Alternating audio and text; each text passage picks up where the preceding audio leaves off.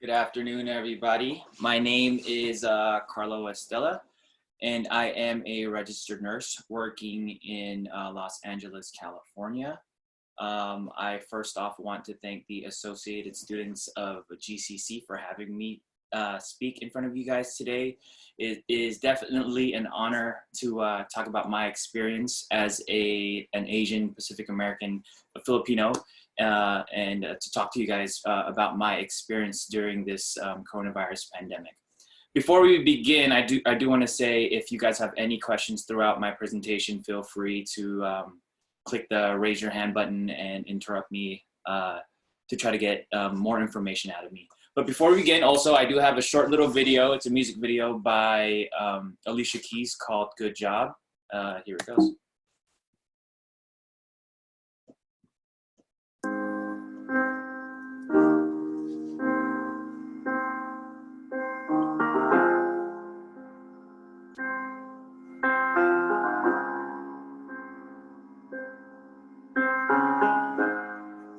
You're the engine that makes all things go, and you're always in disguise, my hero. I see your light in the dark, smile in my face when we all know it's hard. There's no way to ever pay you back. Bless your heart, know I love you for that. Honest and selfless, I don't know if this helps it, but good job, doing a good job, a good job. You're doing a good job, don't get too down. The world needs you now. Know that you matter, yeah. You're doing a good job, a good job. You're doing a good job, don't get too down. The world needs you now. Know that you matter, yeah. 6 in the morning. All right. So just a little bit about myself. I was born in the Philippines, so I am an immigrant. I came to America in 1994. I am the second born of 4 boys. After immigrating to America, my family had moved to Los Angeles, California. I attended Eagle Rock Elementary School, then went to Eagle Rock High School, and then I became a Golden Eagle, attending California State University of Los Angeles, where I got my Bachelor of Science in Nursing. I am also a GCC alumni. I did attend GCC for a few winter and summer classes in order to get some prerequisites to get into the nursing program. I married my high school sweetheart, who is a Filipina American herself, and her name is Brandy. She'll be presenting tomorrow. And we have our baby doggy, Luna. That's our little family. All right, as far as my experience goes, I have been a registered nurse for 9 years. I've had the opportunity to work at several medical centers, some of which include Los Angeles Metropolitan Medical Center, Mission Community Hospital in the Valley, Olympia Medical Center in Mid-City, Los Angeles, and Kaiser Permanente in Hollywood, California, which is where I still currently work today. I have had also the opportunity to work with many fantastic medical professionals throughout the years. And I've had experience in medical surgical units, telemetry units, ambulatory surgery, and I also specialize in emergency medicine, which I have been doing for the last 9 years. You can say that I am in a family of nurses. My father became a nurse in 2006. He is an orthopedic nurse. And nursing was his second profession and is one of the reasons and one of the big influences why I became a nurse. My younger brother, Andrew, is also a nurse. I have been fortunate enough to work with my best friend in the Frontlines. He is an emergency room nurse, and we've been working together for the last 5 years. He recently just transferred out to a different unit in the hospital to specialize in cardiac catheterization. And my sister-in-law, My Ate Chanel is an ICU nurse who works in Pasadena, and that is her fiance, Ken, who is one of the many important respiratory therapists during this pandemic. If I were to go on and tell you guys about my family members who are in the nursing field, this presentation would go on forever. All right, now moving on. Why did I become a nurse? So as an immigrant, we come to America wanting to chase the American dream. Now, my definition of the American dream is to find a profession in order to be successful. Growing up, my parents always told me, you have to grow up to be successful and be able to take care of yourself. This meant getting straight A's in school. Yes, the stereotype was true back in the day, and I think it still is today. I've had many influences in my family telling me to find a profession in the medical field, whether it be a medical doctor, a nurse, or a dentist. One of those three. Any of those three, you would make your parents proud. There is a running joke or a stereotype that as a Filipino American, you are either a nurse, an accountant, or work in the post office. One of those three. And yes, I did end up becoming a nurse, maybe because of these influences, but there are other factors that played into my decision on becoming a nurse. Some of these include job security. When I was younger, I graduated from high school in 2006. Our country was going through a recession, and my parents had told me, you need to find a job where you can help support us, support your family and your future family. And it has shown and has been a testament in today's pandemic that, nursing is a profession where, it is war-proof, it is recession-proof, it is pandemic-proof. Last but not least, nursing is a profession built on growth. As we advance in our profession, nurses can become managers, we can become educators, and we can also pursue advanced practice nursing and become nurse anesthetists, nurse midwives, or nurse practitioners, which I am currently working on today. Now let's get to the meat of this. The coronavirus, also known as COVID-19. Some of you may know that the COVID virus has terrorized our communities and has caused us to, freak out about the things that are happening today. It was first found in Wuhan, China back in December 2019. It is a respiratory viral illness, much like the flu. It causes respiratory symptoms like cough, sneezing, and some of which can cause shortness of breath and death. The thing with the coronavirus, this is a new virus that none of us know how to treat. We don't have a vaccine for it. And it is still very new to many healthcare professionals. So we take whatever precaution needed to fight this. This is the reason why a lot of healthcare professionals and government officials are telling us to self-isolate because that is the only way that we can prevent catching this illness.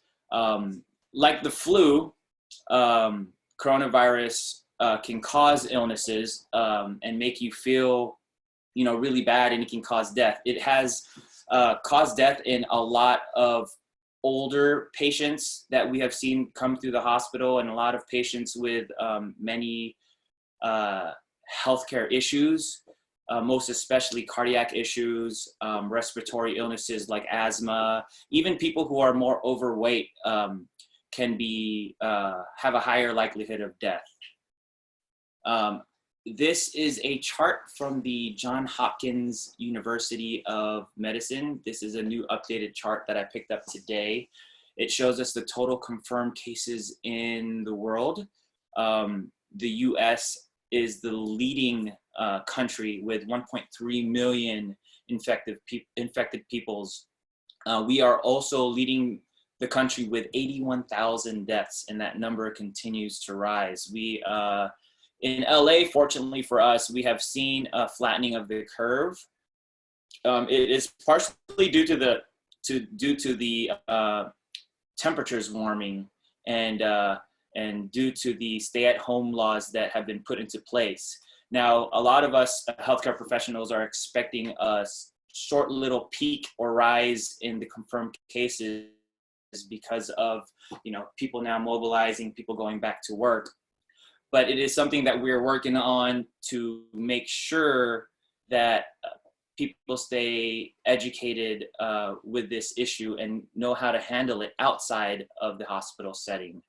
Now, as I go through the presentation, like I said, feel free to interrupt me if needed, but I'll be showing you some photos that a colleague of mine has been taking throughout this pandemic. A majority of them are in black and white. He is one of our emergency room physicians. His name is Dr. Michael Sunu. So some of our nurses here you could see during this time, before this all started back in December, a lot of us as emergency room nurses, we've kind of been through it all. We've had nurses who've been through the AIDS pandemic and have been through similar situations like this. I have also been through the Ebola virus scare. Fortunately, the Ebola virus isn't as contagious as the coronavirus. So we were somewhat prepared to take on this issue by the horns. A lot of our staff were excited actually to be a part of this time and helping out patients during this scary time. As you can see here, we have our staff members wearing masks and what we call PPEs, which are personal protective equipments. The reason being is with the coronavirus being a respiratory illness, it can be spread via coughing or sneezing or talking. So what we do in these photos here, you can see one of my coworkers, he's in what we call a PAPR. He has an N95 on, which is a mask that allows you to still breathe, but it takes away 95% of the airborne particulates. And he's also wearing what's called a PAPR, which provides oxygen through that hood that he's wearing, so he can take care of patients who are infected with coronavirus. These are more pictures of us wearing our PPEs. You could see one of our security guards. Some of us have taken it upon ourselves to buy our own PPEs because as you guys could see in the news, we are very low in PPE equipment. And so some of our nurses have went ahead and bought their own personal protective equipment. You've seen the pictures of people in New York wearing trash bags. All that is very, very true. Fortunately, in California, our curve and the amount of patients that we've seen in California is not to the extent of New York. So we still, have the appropriate amount of PPEs available for us to use. I myself have actually used an N95 for 3 weeks straight. We're allowed to clean them and reuse them. But you just never know when you come into work the next day and you have no PPEs left for you to use. So some of us have had, certain protective equipment for ourselves to use, or we keep them in paper bags so we can reuse them the next day. This here is one of our emergency room physicians. His name is Dr. Unger. He's one of the older physicians on our staff. He actually contracted the COVID-19 virus and was hospitalized for about 2 weeks straight. This picture was taken a couple weeks after he was discharged from the hospital. And he was so moved by, the care that he received from the hospital that he decided to come back to work despite knowing, the negative effects that it can cause on him. This picture, he actually lost about 20 to 30 pounds after being hospitalized in the hospital.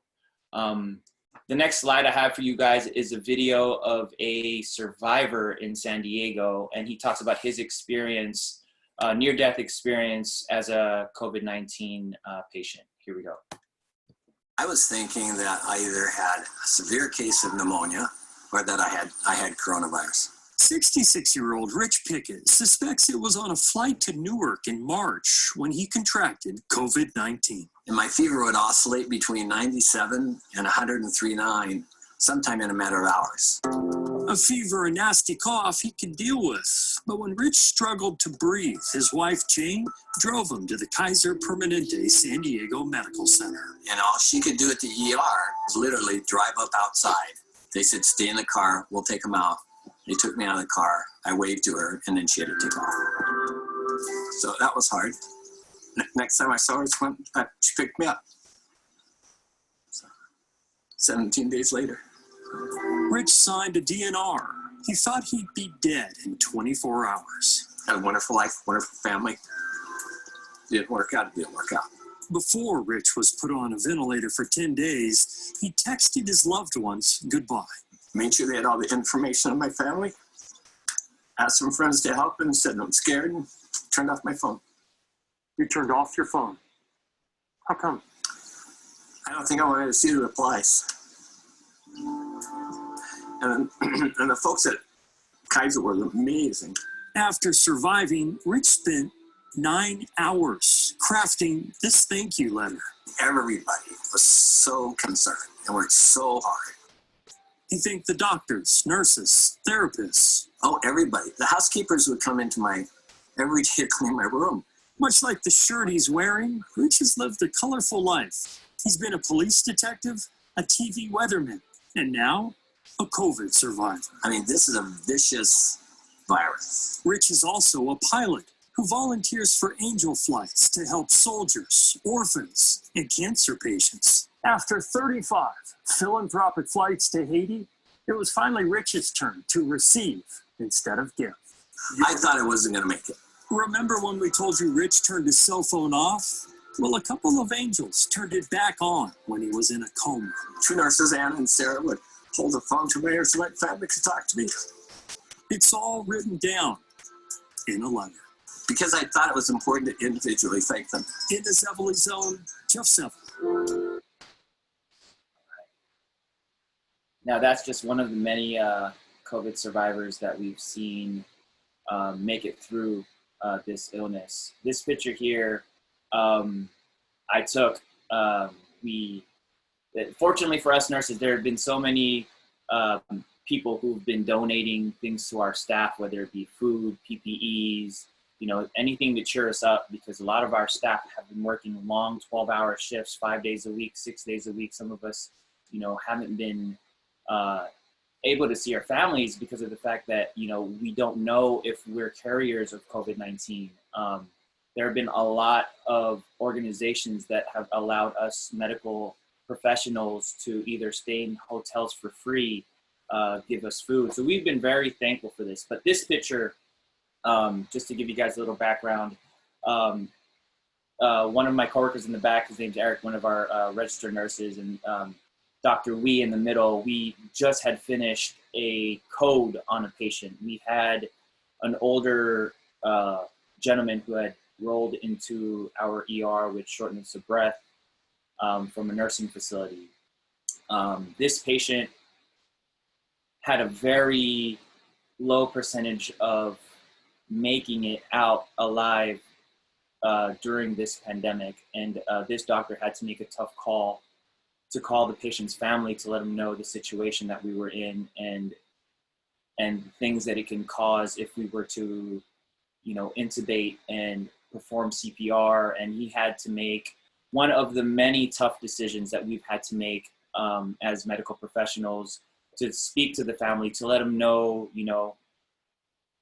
this is what we have in place and this is what we can do to save your family member. But the likelihood of them making it out and the likelihood of, medical staff and medical professionals being exposed, the risks are a lot higher than the outcomes of if we were to perform life-saving measures.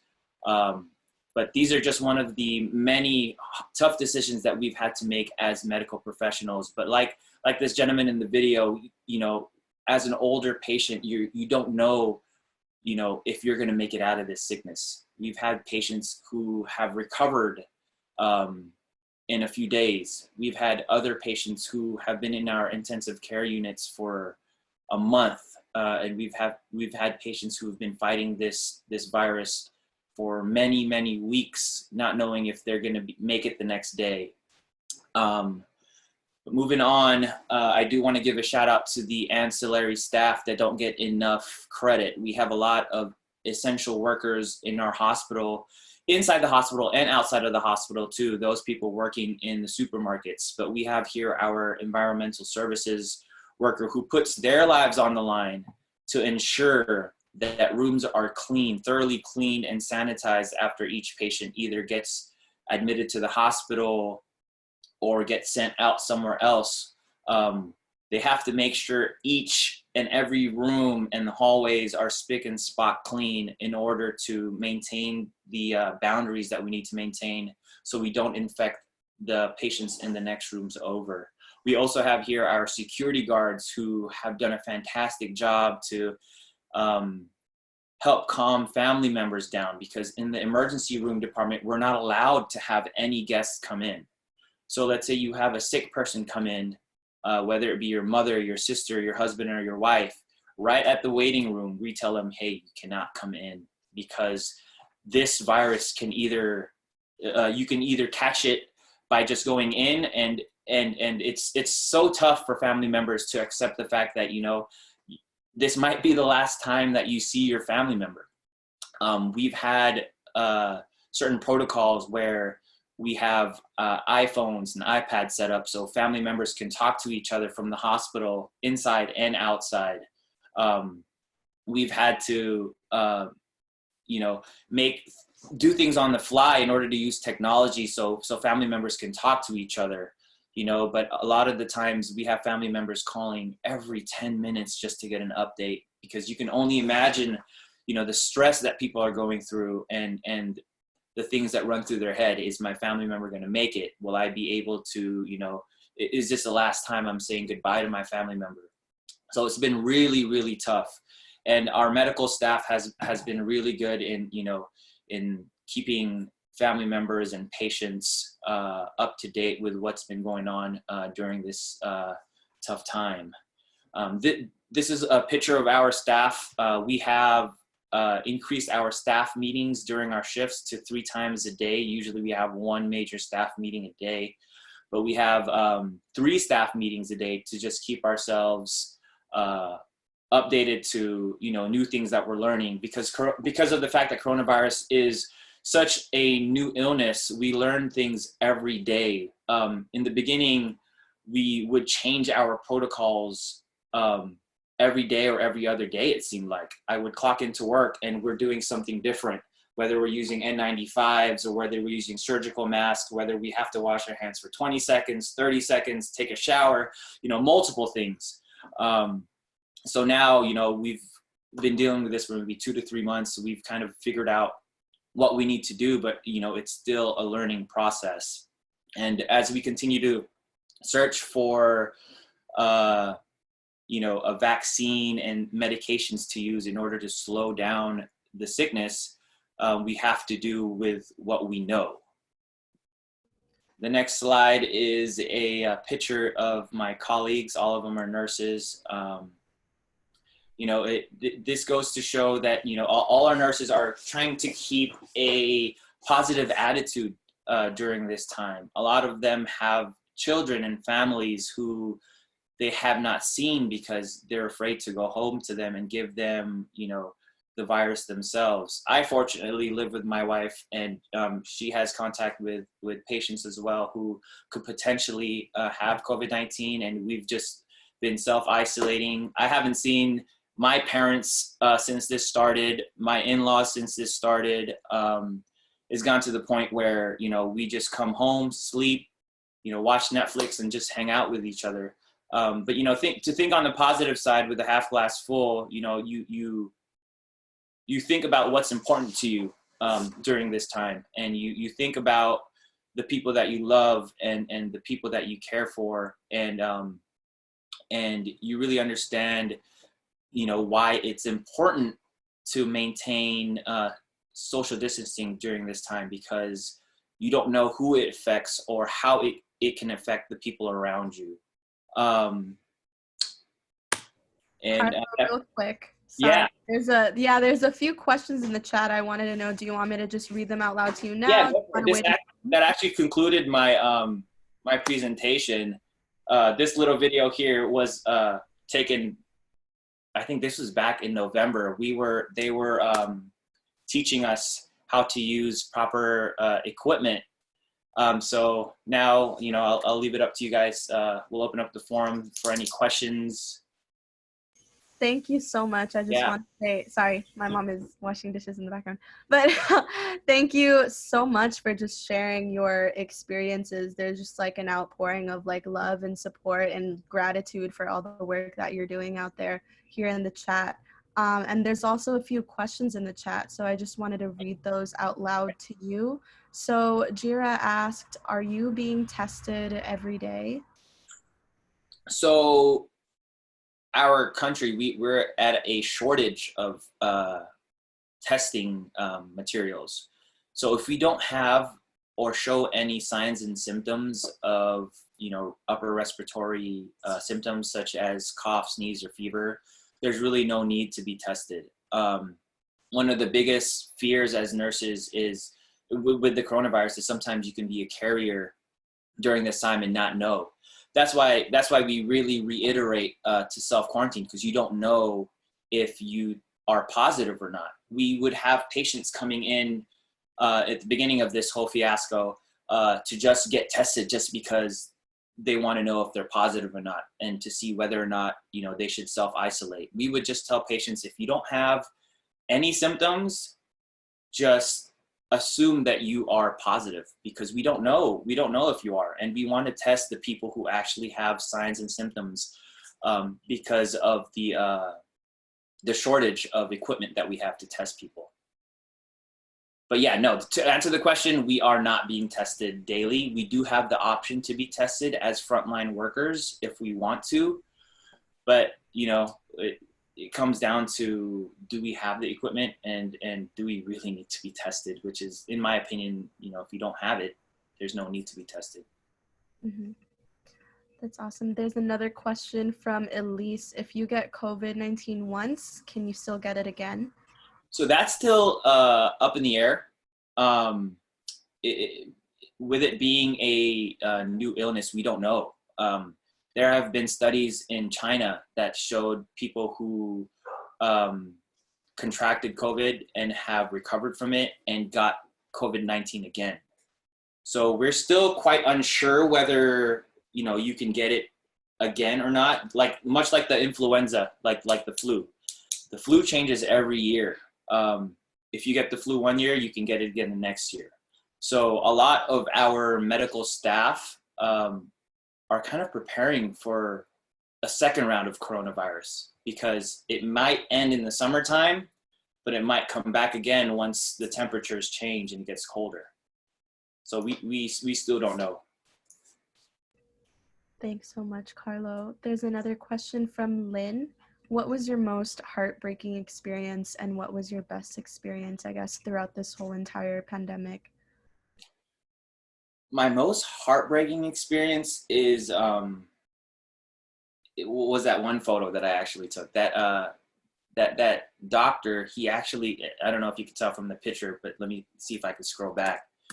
But you could tell his eyes are kind of like bloodshot. He was crying after that, because he really had to make a tough call, because we got a call from the ambulance giving us a heads up. Hey, we're sending you a patient that, you know, we're doing CPR on this patient. You know, this patient has this, all this background. And he had to be the person to call the family members up to let them know about the risk factors and the percentage of their family member potentially making it. So this is me and my coworker trying to console him and trying to tell him, you know, it was a tough decision that you had to make, but we're here behind you, supporting your decision. And this whole experience has actually been very good as far as being a nurse, and it's been wholesome. We've seen an increase in teamwork and camaraderie as healthcare professionals, and a bunch of solidarity within our group, not only within the physicians or the nurses, but with management as well. Because we all have to work together. Prior to this, management had to worry about finances and the well-being of the organizations. But now they're worried about staff health, patient health, and the health of the organization as a whole. So it's been really, really a good experience to be a part of this whole epidemic and pandemic. Thank you so much. There's another question from Elise. What advice would you give to people who don't believe in COVID-19 or refuse to self-quarantine? That's the tough part, because some people believe that this issue was set forth and the government just kind of threw it upon us so they can, for their own benefit. But being in the front lines and you see all these things happening, this stuff is real. Like none of this stuff is fake. We see patients dying each and every day from COVID-19, and people say, it's just like the flu. People die from the flu every day. No, it's not like the flu, because the kinds of treatments that we have to do and be precautious about now are completely different from how we treat the flu. So we get patients who come in with respiratory illnesses. Now we have to treat them as if they have coronavirus. And before, we can give them breathing treatments like asthma treatments or BiPAP and CPAP. Now we can't use those because of the fact that we can potentially aerosolize those airborne droplets. So we go straight from providing people with oxygen via nasal cannula, which is a tube that's just in your nose, to intubating patients. We get rid of all the stuff in the middle because that can potentially aerosolize particulates that can cause the spread of the coronavirus. So in my opinion, people just, need to respect the fact that there are a majority of individuals who still believe that they can catch coronavirus. So, I'm more for people going out and doing their own thing, but if people could just wear masks and stay away and respect people's space, if I can go ahead and convince everyone that this thing is real, I would. But there's so many other people who refuse to accept the fact that the coronavirus is a real illness and that it is very contagious and can cause death. It's tough to get into those the people who already have made up their mind and believe that this thing is fake. There's a lot of questions that popped up in the chat. No worries. Yeah. But thank you so much for that answer. I think we definitely needed to hear that. Let's see. Is it true that COVID-19 has now mutated? It's too soon to tell. This is something that we always discuss in the medical field, and it gets brought up almost every day. It's still such a new virus. It takes, I think the first case was back in December of 2019. It takes about a year to just get a vaccine. And, a lot of these labs and lab tests that we do take so long to just find out if the coronavirus has already mutated. COVID-19 is because it was found in 2019. We might have a COVID-20. We don't know if it's going to mutate. Much like the influenza, it mutates every year. It's not that it mutates every year, but we get a different strain of influenza a year. We don't know if that's going to be the same case with coronavirus. So, it goes back to the previous question. It's important for us to maintain good sanitary practices, washing our hands, making sure that we don't touch our faces whenever we go out to, do groceries or drive our car or go outside of the house. So, that question, I still don't know if it has mutated or not. Another question from Hasmik, is an antibody test available for everyone who wants to take it, or are they only available to whoever tested positive first to be able to take the antibody test? You mean there actually is no antibody test just yet, from my knowledge. So that I don't know. But as far as getting the test done to see if you could test positive, now you can do that. There you can just go to a hospital, talk to your primary care provider, and potentially get a test done.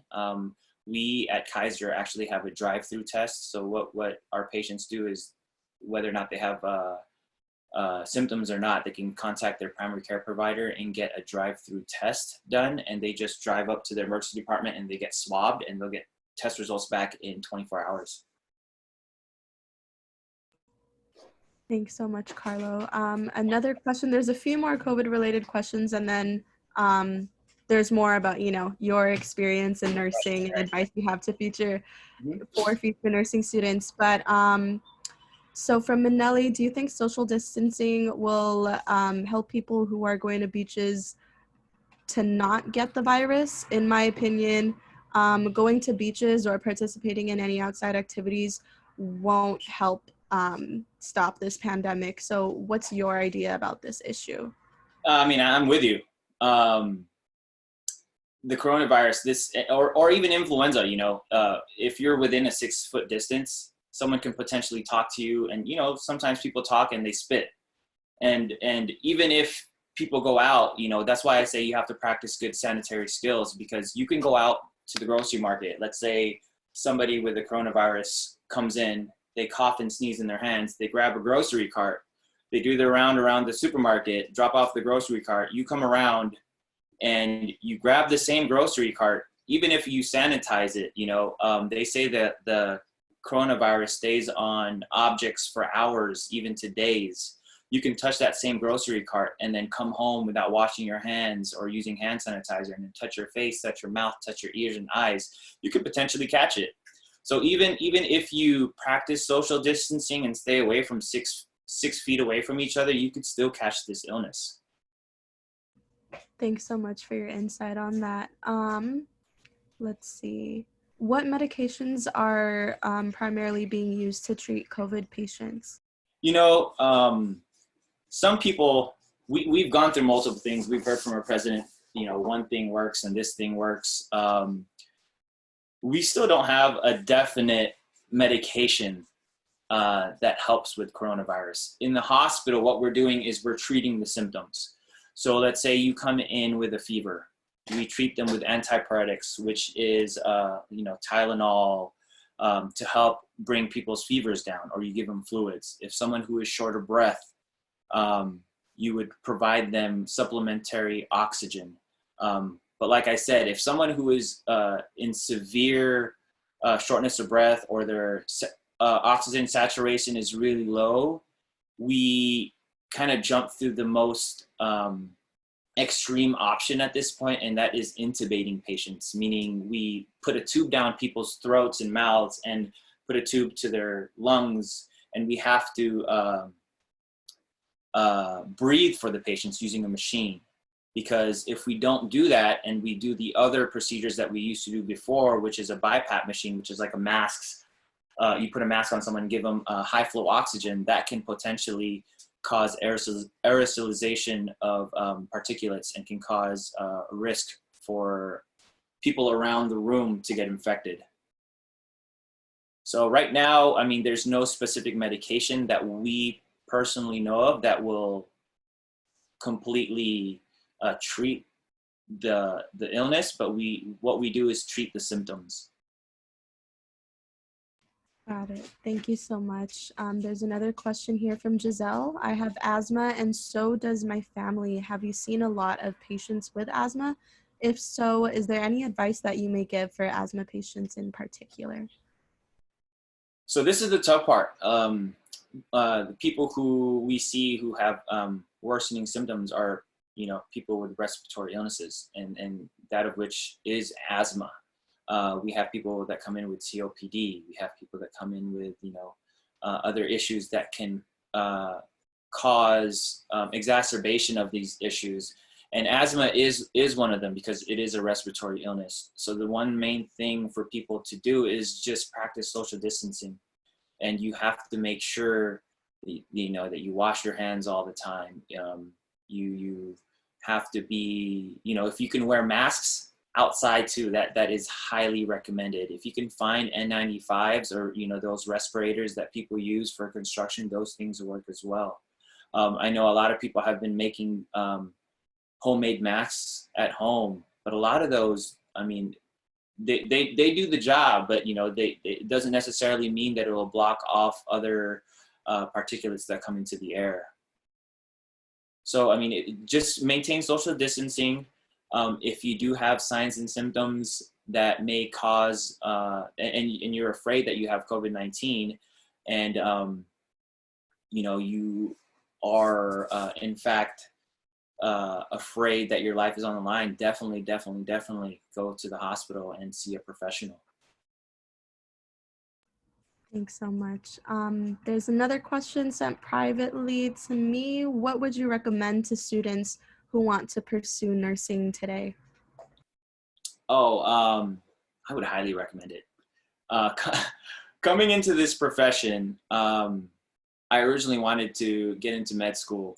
But with my situation, I wanted to become an adult right out of college. I wasn't a big fan of school growing up in my late teens, early 20s, and seeing my dad graduate as a second profession and becoming a nurse kind of influenced me to become a nurse. I started working as a nurse at 22.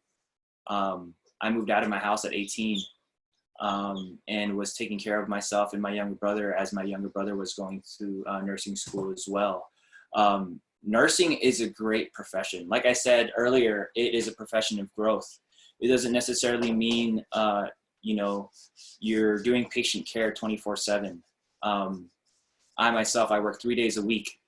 The other 4 days I have to myself and, I can do my hobbies. It is, recession proof. You always have a job. Nursing school is tough. It's not easy. It is tough.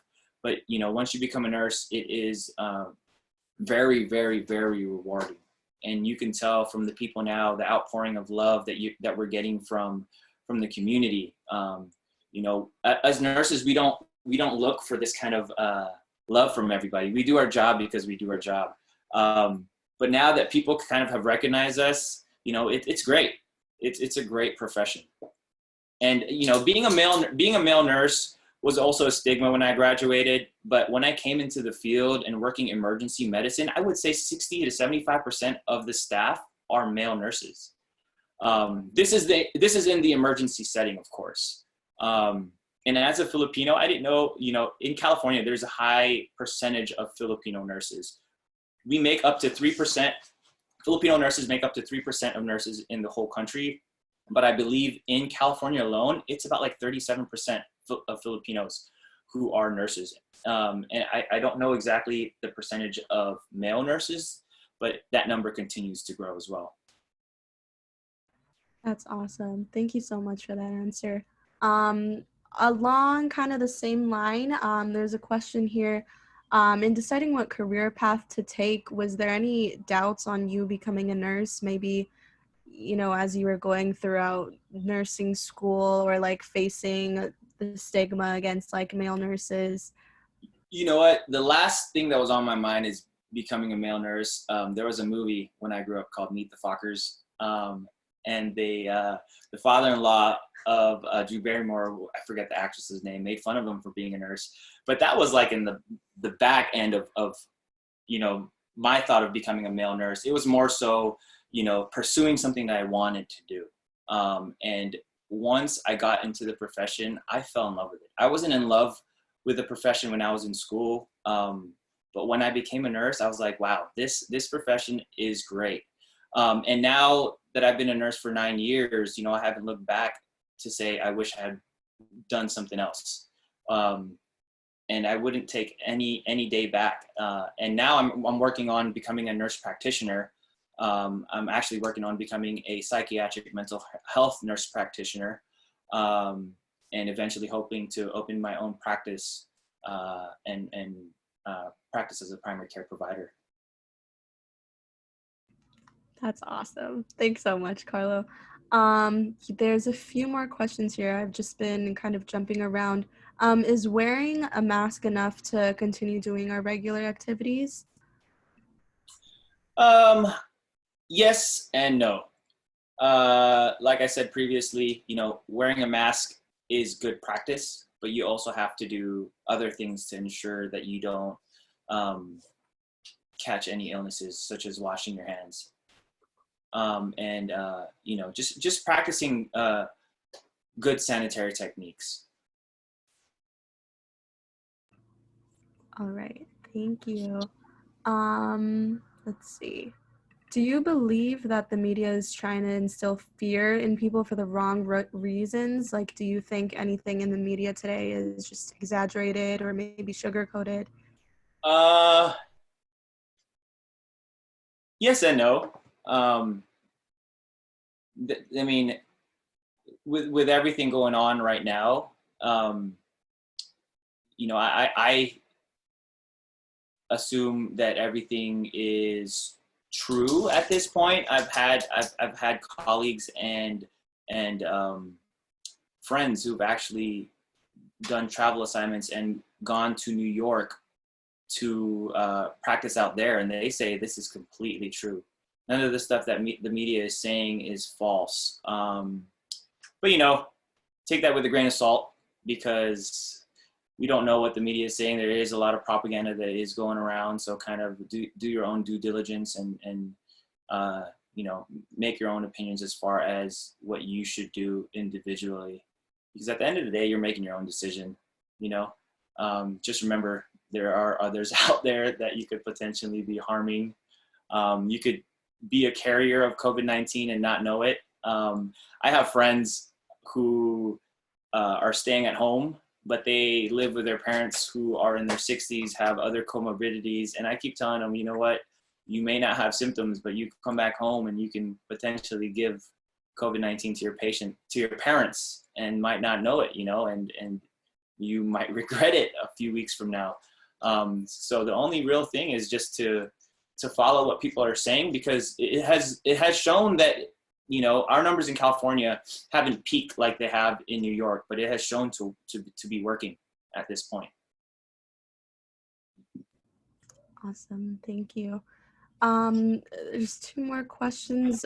During the flu season, is it possible that a new strand would mutate with the flu and corona? Yeah, that I'm not too sure. It could potentially can. I know my answers aren't they're not like a solid answer, but we never know. This COVID-19 came out of nowhere. Some can argue and say that people have known about COVID-19 for years, but this thing came out of nowhere, and it spread like wildfire. So it could be COVID-19. It could be something completely different. So, I mean, the only thing we can do is really, just stay aware of what's happening in our society. Thanks so much. There's another question here from Minelli. I was wondering about hydroxychloroquine and why President Trump keeps pushing a malaria drug. And why are some doctors prescribing it to patients who have the virus despite the fact that it has never been tested for that purpose? Right. So malaria is also a virus. So it's gone to the point where medical professionals are just prescribing things to see if they work, because we currently don't. So this is what I got from a colleague of mine, one of the physicians that I work with, and the reason why they do it is it's due to the fact that we don't currently have medication to treat coronavirus. So some of physicians are just trying out they're all trial medications, and people have to sign off to get these trial medications. Some of which include malaria vaccines. Some vaccines or medications include HIV medications, but they haven't really proven to treat the illness just yet. There's some skepticism behind the use of Plaquenil, which is hydrochloroquine. as far as President Trump goes, he has his own agenda, I believe, and he has his advisors that are telling him, these things are working. So he's just giving his own opinion as far as, what works and what doesn't work. But at this point, there's no solid medication that we can say works to combat COVID-19. So we're still working on that as a country and as a world issue. Thanks so much, Carlo. There's a few more questions here. What would you recommend to not freak out about the pandemic? Any advice for staying calm? You being here today, you're like the perfect example of just like resilience. But it's just important to know the people around you. Just cherish your loved ones, your friends, even though you can't see them because you're self-isolating. Find things that make you happy, and find things that can get your mind off of this issue. At the end of the day, our life keeps going. We're gonna keep moving on. We see a lot of life-threatening things that walk into the ER, but some of us ER nurses joke and say that we become nonchalant about a lot of these life-threatening things. It's because we see it every day. For those who get scared and become anxious of this, just remember the things that make you happy. Be around your family. If you like to read. If you like to take a walk, take a walk with a mask on. At this point in time, there's really, not much to worry about. Just maintain, social distancing as much as you can. At the end of the day, we're going to move on. Yeah, we'll get through this. We'll take, I'm going to say one last question so you kind of have time with this one. I know you touched on it a little bit during your presentation, but what would you say your decision to become a nurse was most influenced by? Was it, growing up Filipino American and kind of that expectation that you're going to be a nurse, you're going to be this, or was it your family of nurses? You know what it was? I wasn't really put against the ropes to make my decision on being a nurse, but back in 2006, I really just wanted to be an adult. I wanted to be someone who can work and not worry about, being broke as a young adult. And I wanted to help support my family. And that was one of the ways I knew I can kind of make it out. And as a nurse, I was able to become an adult at an early age and kind of fend for myself. I was able to fast track, because nursing, you can get a bachelor in nursing in 4 years right out of high school. You can get an associate degree as a nurse in 2 years and start practicing. And nurses have a pretty good wage as well. It's not only that it's a rewarding job, but you see it in the paychecks you're taking every week and the things that you can do. And I was able to do many things as a nurse, including travel. I got married at a pretty early age, and that was one of the major factors that drew me to nursing, and also the fact that I knew that I can do something else aside from bedside nursing after the fact. I knew that I can, I had a classmate that actually got out of nursing, and nursing was a stepping stone. He wanted to eventually become a physician. So he went into nursing, saved up money, worked for a few years while working on his medical degree, and went back to med school and had enough money to pay everything off without having to have any loans. And now he's a neurosurgeon out in Michigan.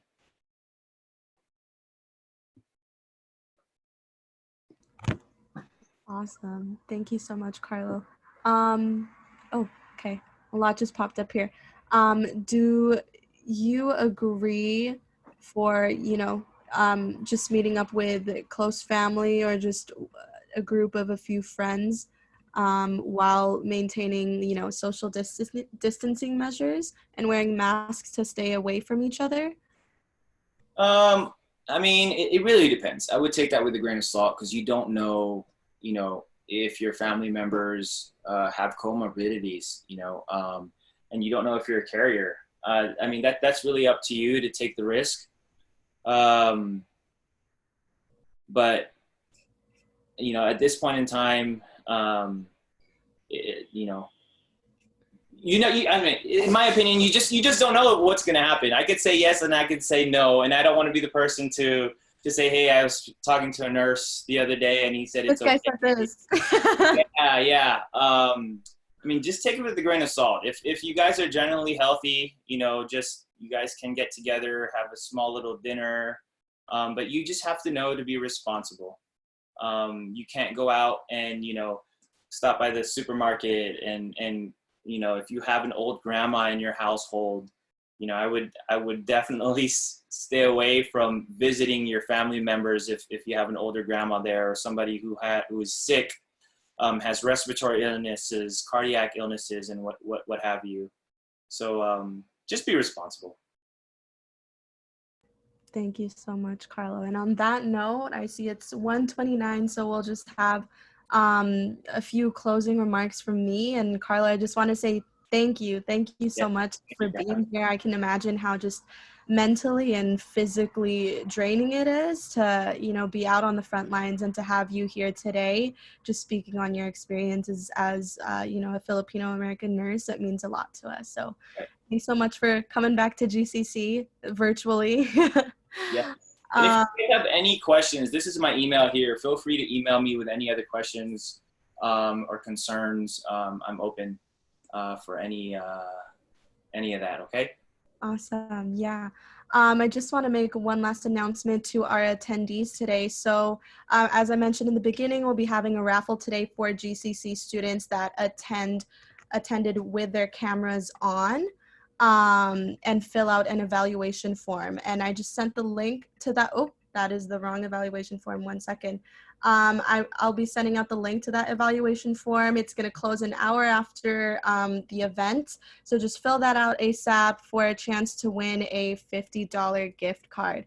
Again, don't click on that link that I just sent. I'm going to send our most updated link right now. There we go. There we go. That's the right form. And feel free to join us again tomorrow. Like Carlo mentioned, we'll be having his wife, Dr. Hutala. She's a practicing dentist right now, and she'll be talking about her experiences as a Filipinx student. So yeah, hope to see you guys all again tomorrow in celebration of Asian Pacific American Heritage Month. Thanks again, Carlo.